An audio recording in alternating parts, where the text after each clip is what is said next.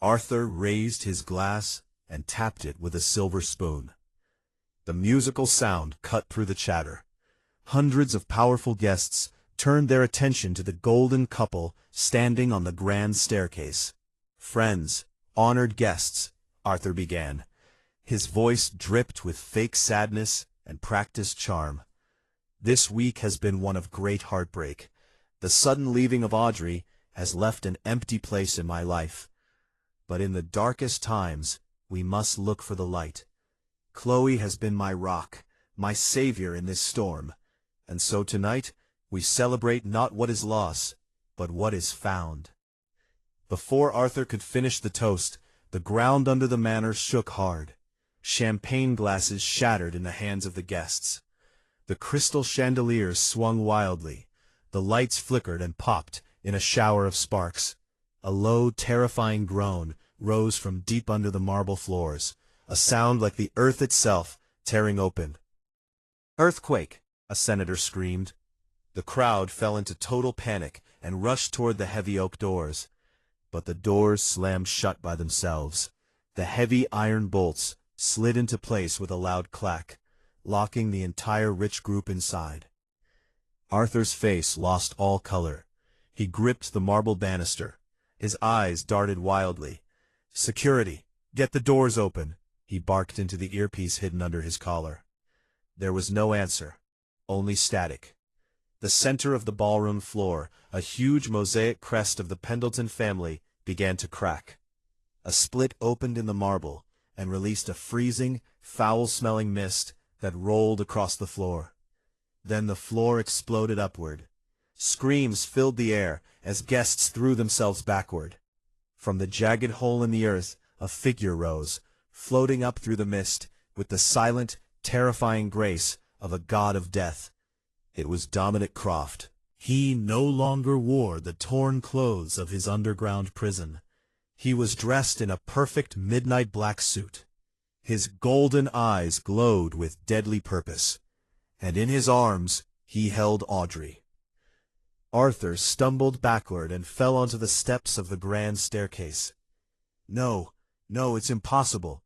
The seal, the book." Dominic set Audrey down on the unbroken marble. The crowd gasped and backed away in pure terror. Audrey looked nothing like the quiet, shy girl who had vanished.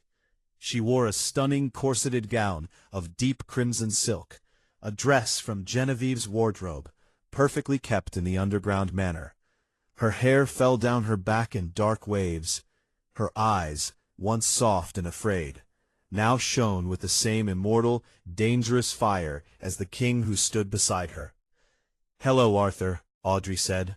Her voice echoed with a strange harmonic power that vibrated in the chests of everyone in the room. "I told you I would not say a word, but I never said anything about coming back." Chloe shrieked and pressed herself against the wall. "What are you? Arthur, shoot them! Kill them!" Arthur's private security team finally burst through the side doors and raised their automatic weapons. Dominic did not even look at them. He simply flicked his wrist. An invisible wave of force slammed into the guards and threw them through the air like discarded dolls. Their weapons clattered uselessly to the floor. Dominic stepped forward. The air around him froze. Frost instantly crept up the walls of the grand ballroom. "Cornelius Pendleton stole my life, my home, and my love," Dominic's voice boomed, a terrifying deep sound that shattered the remaining windows. "For 126 years, your family has built its wealth on my prison and the blood of innocent women. Tonight, the debt is collected." Arthur scrambled up the stairs on his hands and knees, sobbing openly. The mask of the rich aristocratic billionaire was completely gone. "Please, take the money, take the company, take anything you want. Just let me live." Audrey walked slowly up the stairs. Her crimson dress glided over the marble. She looked down at the pathetic, begging man who had proposed to her, who had ordered her thrown into a pit of monsters.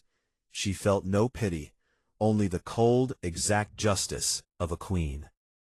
"We don't want your money, Arthur," Audrey said softly. She leaned down to look him in the eyes. "We want our house back." Dominic appeared beside her in a blur of motion. He reached down, grabbed Arthur by the throat, and lifted him off the ground with one hand. Arthur choked. His legs kicked wildly in the air. "And the king of the pit," Dominic whispered, his fangs extended, gleaming white in the moonlight, "still requires a sacrifice." With a powerful heave, Dominic threw Arthur Pendleton over the banister. Arthur screamed, a long tearing sound of pure terror, as he fell straight into the gaping dark hole in the center of the ballroom floor. A sickening crunch echoed from the deep, followed by the terrifying chittering of the feral vampires waking up in the dark and smelling fresh aristocratic blood. Chloe tried to run, but Audrey was faster. With her new supernatural speed, Audrey appeared in front of her stepsister and blocked the exit. "Audrey, please, we're sisters," Chloe wept. She fell to her knees and grabbed handfuls of Audrey's dress. Audrey smiled, a cold, beautiful expression. She grabbed Chloe by the collar of her emerald gown and dragged her toward the edge of the pit. "You wanted to be part of the Pendleton legacy, Chloe. Now you are." Audrey shoved her into the abyss. Chloe's screams joined Arthur's and faded into the crushing darkness below until the only sound left was the horrible feasting of the ferals. The guests in the ballroom were frozen, weeping in silent terror. Dominic turned to them. His golden eyes swept over the elite crowd.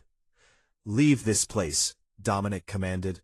His voice echoed with absolute power. "The Pendleton Empire is dead. Croft Manor is reclaimed.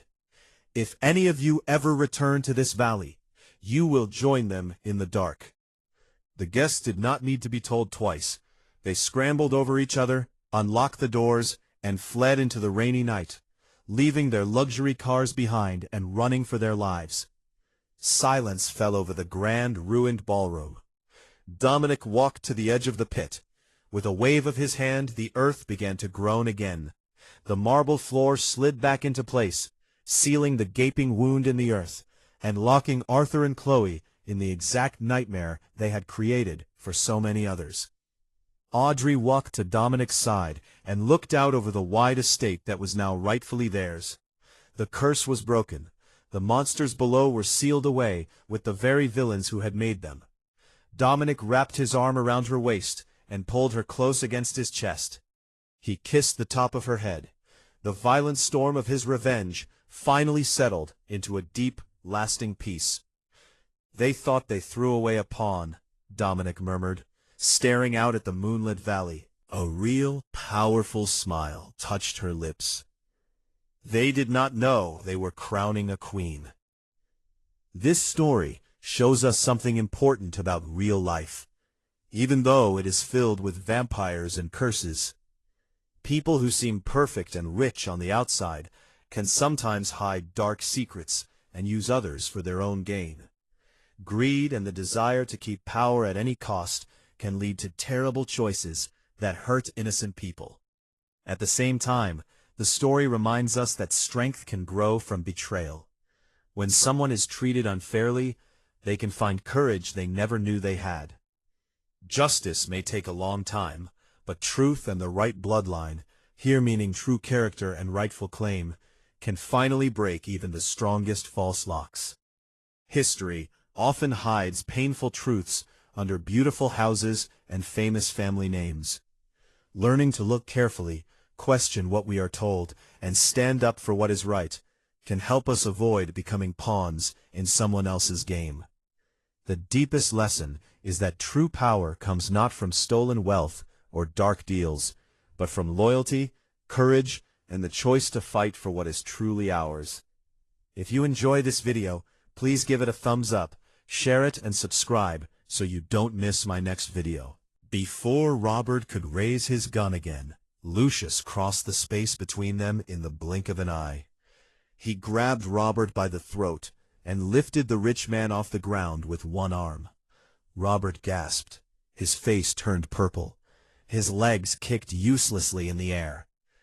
You thought you could take what is mine, Lucius whispered. His voice was soft and deadly. You thought you could lock up my queen. She is just a human, Robert choked out. A mean smile stayed on his lips, even as he could not breathe. She will grow old and die. No, Lucius answered smoothly. His long teeth came down, shining like white knives. She will rule. Lucius tightened his hand. A sick cracking sound echoed through the quiet church. Robert Kensington went limp. His dead body fell onto the marble floor with a heavy sound. The church was completely silent, except for the soft crying of the rich people hiding in the seats. Lucius ignored them all. He turned to Eleanor. She stood there in her ruined, blood-spotted wedding dress. Her chest rose and fell hard. She looked at the man she had loved in the dark, the monster who had just killed a dozen men to save her.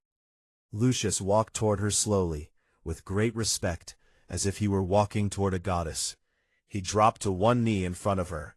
He took her shaking, lace-covered hand in his cold one, and pressed a kiss to her knuckles. "I told you," he said softly. His silver eyes looked up at her with strong love. "When the shadows fall, I will find you." Eleanor let out a sob. She dropped to her knees and threw her arms around his neck. The vampire king wrapped his arms around his human bride and lifted her easily against his chest. Right after that, inside Trinity Church, there was a strange mix of beauty and terror. As Lucius Whitmore carried his bride down the aisle, his royal guard moved with perfect deadly teamwork. They did not touch the hiding rich people. Their fight was not with the politicians or the crying society women. They carefully took all the cameras from the hired video people. They crushed the film and smashed the hard drives with their bare hands. Outside, the photographers knew nothing about the killing inside. As Lucius kicked open the broken pieces of the church doors, a sudden strange fog rolled in from the East River. It covered lower Manhattan in a thick gray cloud that no one could see through. The camera flashes went off blindly into the mist. They only caught shadows. A line of matte black, heavily armored cars pulled straight up to the church steps. Gideon, Lucius's second-in-command, was a tall, centuries-old immortal with a scar across his left eye. He opens the back door of the first car. "My king, the sky is safe. The plane is waiting at Teterboro." Lucius gently placed Eleanor into the soft leather seat and then slid in beside her. The doors closed hard, sealing them inside a quiet, bulletproof space. For the first time in 2 years, Eleanor looked at him without memory or distance in the way. Up close, Lucius was exactly as she remembered, and far more frightening. His dark gray suit was ruined, stained with the red blood of the Kensington soldiers. Yet his silver eyes held only a deep, almost desperate kindness as he reached out. His cold fingers brushed a loose lock of dark hair from her face. "You are not hurt?" he asked. His voice was a low, rolling sound that sent shivers down her spine. "I am now," she whispered, leaning into his touch. "But Robert said, he said they built a trap. He knew about you, Lucius. He knew about the house in Romania." Lucius's jaw tightened. A flash of old anger darkened his face. "The Kensington family has paid for the Order of St. George for many generations. They are fanatics. They hunt my kind with modern tools paid for by old money. But they are proud. They thought one team of soldiers could hold me." "It was too easy," Eleanor said softly. Her political training from her father made her look for hidden plans. Robert was not a fool. If he wanted to kill you, he would not use only guns. He ran a medicine company that made biological weapons. "Lucius, something is wrong." Before Lucius could answer, the car's secret radio came to life. Gideon's voice, tight and short, filled the space. "Sire, we have a problem at the airfield. The edge of Teterboro has been broken." The line of cars raced through the Lincoln Tunnel. The strange fog hid their high speed. When they reached the industrial edge of New Jersey and got close to the private runway of Teterboro Airport, the real trap finally closed. It was not more soldiers waiting for them. It was a holy war. Bright floodlights, shining with a strange purple color, snapped on from every side. They lit up the wet runway. The private Gulfstream jet that Lucius had ordered was completely surrounded. Standing at the front of the blockade was a man Eleanor knew at once. It made her feel sick. Senator William Alcott, her father. Beside him stood Commander Alastair Croft, a hard former spy who now worked as the military leader for the Order of St. George. Croft's men wore full fighting gear, but their weapons were unlike anything Eleanor had ever seen. They carried heavy rifles, with tanks of liquid, and large floodlights on their shoulders. "Stop the car," Lucius said quietly. "Sire, those lights," Gideon warned from the driver's seat. "Our strong ultraviolet light," Lucius finished. His eyes narrowed. Kensington's special technology, no doubt. They turned the sun into a weapon. Lucius turned to Eleanor. His face was deadly serious. "Stay inside. The glass is treated. No matter what happens, do not open these doors." "No." Eleanor grabbed his arm. "Lucius, that is my father out there. He sold me to Robert to pay his debts to the criminals." "It was never about the criminals, Evie." A voice boomed through a loudspeaker. Senator Alcott stood in the glare of the ultraviolet lights, looking straight at the black car. "It was about the cure." Eleanor's breath caught. She rolled the window down just a tiny bit, enough to hear, but not enough to let the burning light inside. "What are you talking about?" she shouted into the wet night air. "Did you really think I did not know what happened in Romania?" Senator Alcott yelled back. His voice was wild, stripped of its smooth Washington polish. "Your mother died of leukemia, Eleanor. And then I was told I had pancreatic cancer last year.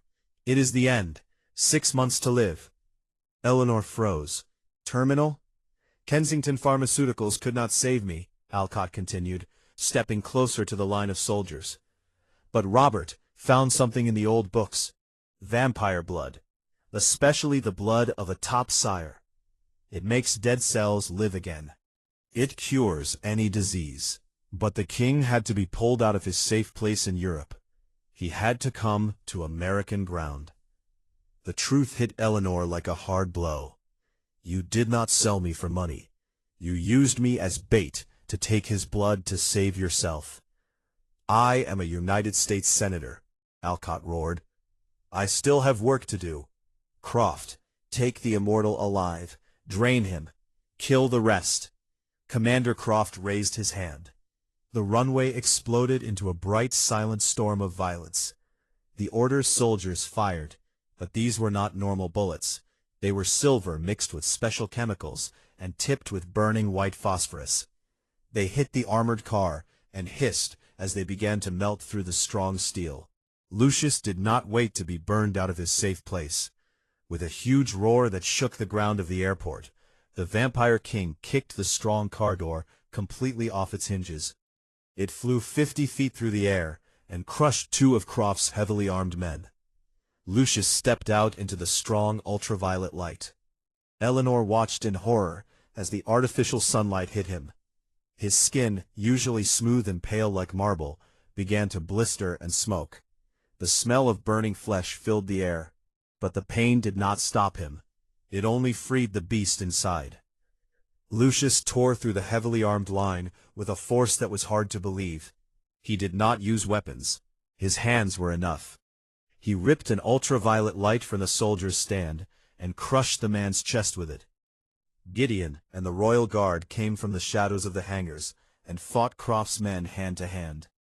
The night became a blur of superspeed, torn limbs, and the smell of ozone and burnt blood. But there were too many soldiers, and the ultraviolet lights were draining Lucius's ancient power. Commander Croft, a longtime hunter of immortals, saw his chance. While Lucius was busy tearing the throat out of one soldier, Croft raised a special air-powered rifle. Thwomp! A heavy silver-barbed harpoon, attached to a strong steel cable, sank deep into Lucius's chest. It pierced his lung and scraped his heart. Lucius let out an earth-shaking roar of pain, and dropped to one knee as the silver poisoned his blood. Croft hit a winch on his belt. The cable pulled tight and dragged the weakened Vampire King across the wet ground. "Lucius!" Eleanor screamed. She did not think. The perfect society daughter, the obedient piece in a corrupt politician's game, died in that moment. Eleanor kicked open the other door of the car and slid out into the rain. She saw a dropped handgun, a normal Glock 19, lying next to a dead Kensington soldier. She picked it up. Her hands were surprisingly steady. The heavy silk of her wedding dress dragged through puddles of rainwater and blood. Senator Alcott saw her and sneered. "Put the gun down, Eleanor. It is over. We have him. We have the cure." Eleanor raised the weapon and pointed it straight at the man who had raised her. "You are not a father," she said. Her voice was strangely calm, cutting through the noise of the battle. "You are a parasite." "You would not shoot me," Alcott scoffed, though a flicker of doubt crossed his eyes. "I am your blood." "No," Eleanor said.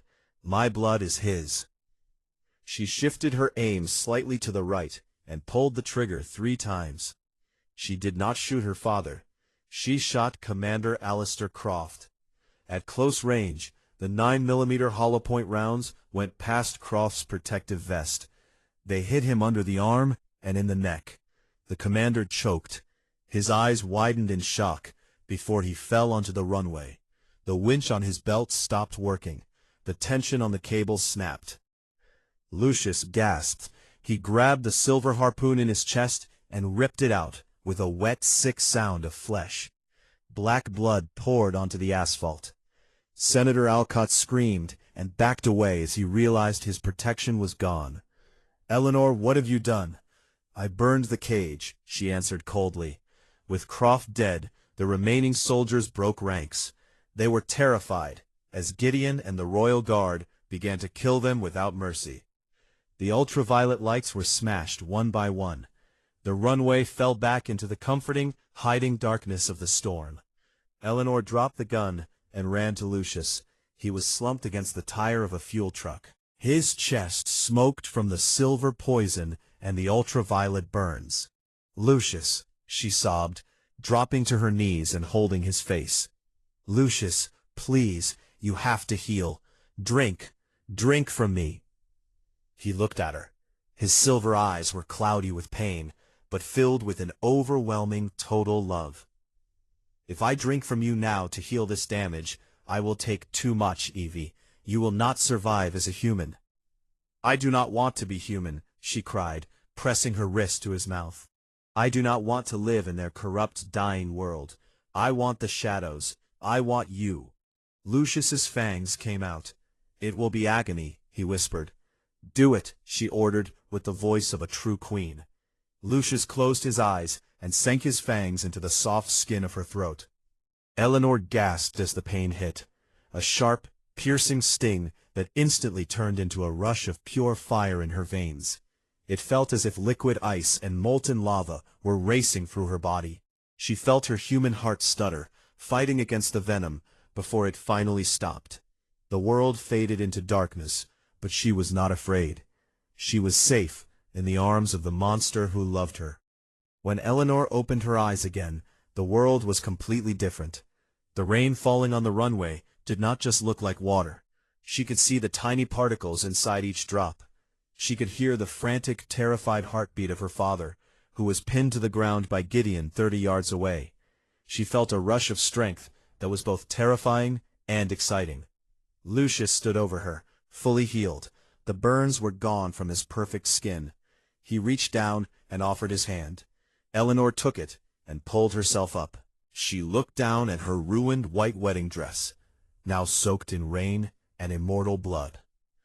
"How do you feel, my queen?" Lucius asked, bowing his head in respect. Eleanor turned her gaze toward Senator Alcott, who was crying and begging Gideon for mercy.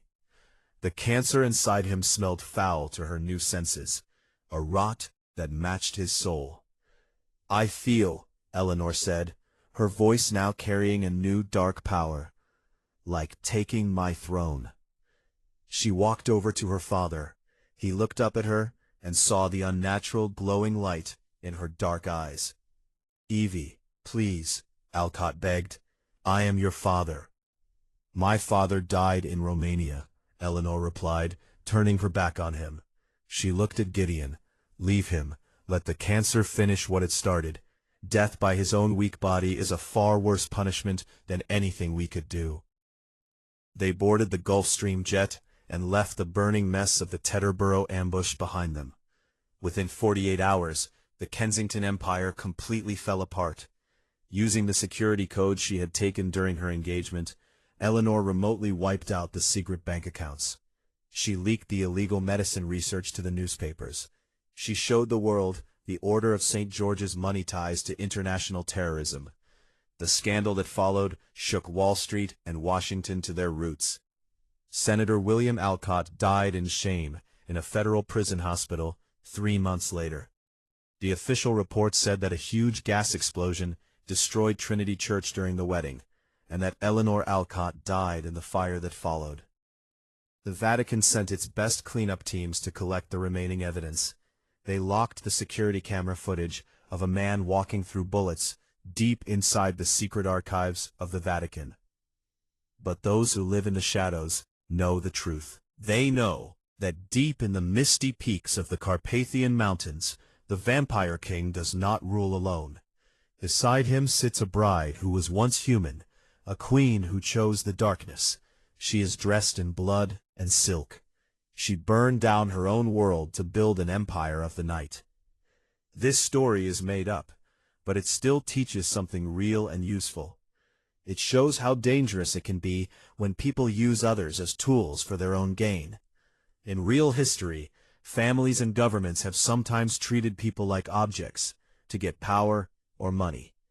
The story also reminds us that true strength often comes from choosing what is right, even when it is hard and scary. Real places like Trinity Church in New York have stood for hundreds of years and have seen many important moments in American history. The Carpathian Mountains are a real place in Eastern Europe, full of old castles and legends that people have told for centuries about creatures of the night. Stories like this one can help us think about courage, loyalty, and the difference between living in fear and choosing your own path. If you enjoy this video, please give it a thumbs up, share it, and subscribe so you don't miss my next video.